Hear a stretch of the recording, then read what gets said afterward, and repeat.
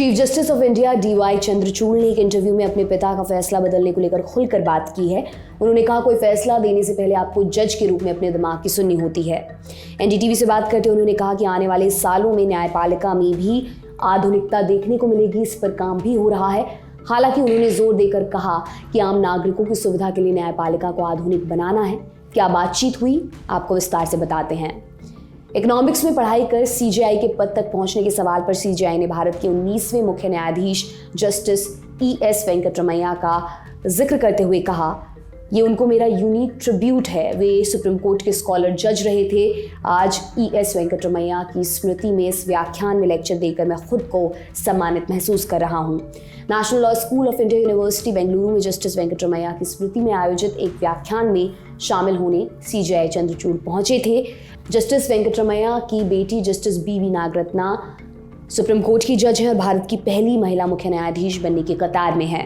न्यायपालिका में बीते कुछ समय में हुए बदलावों और भविष्य की प्लानिंग पर बात करते हुए CJI ने बताया, हम आने वाले 10 सालों में न्यायपालिका के आधुनिकीकरण के लिए काफ़ी कुछ कर रहे हैं। न्यायपालिका को आधुनिक बनाना हमारा लक्ष्य है, लेकिन लोगों को न्याय देना हमारी प्राथमिकता है। हमें आम नागरिकों की सुविधा के लिए न्यायपालिका को आधुनिक बनाना है। न्यायपालिका में आधुनिक तकनीक लाई जाएगी। CJI चंद्रचूड़ ने अपने पिता का फैसला बदलने को लेकर कहा, देखिए, जजमेंट होता है। कोई फैसला देने से पहले आपको जज के रूप में अपने दिमाग की सुननी होती है। हालांकि किसी निर्णय को देने से पहले आप सतर्क तो रहते ही हैं कि किसने इस मामले पर पहले अपना फैसला दिया था। ये मेरे पिता का फैसला था। ऐसे में हमारी जज के रूप में जो ट्रेनिंग होती है वो मददगार साबित होती है। आपको बता दें कि CJI DY चंद्रचूड़ के पिता भी भारत के मुख्य न्यायाधीश रह चुके हैं। CJI चंद्रचूड़ 2 दफा अपने पिता के फैसले पलट चुके हैं। पहला फैसला बहुचर्चित ADM जबलपुर केस में था। इसमें इमरजेंसी के दौरान नागरिकों के संवैधानिक अधिकार की बात की गई थी। 28 अप्रैल 1976 को जस्टिस YV चंद्रचूड़ 5 जजों की उस संविधान पीठ का हिस्सा थे।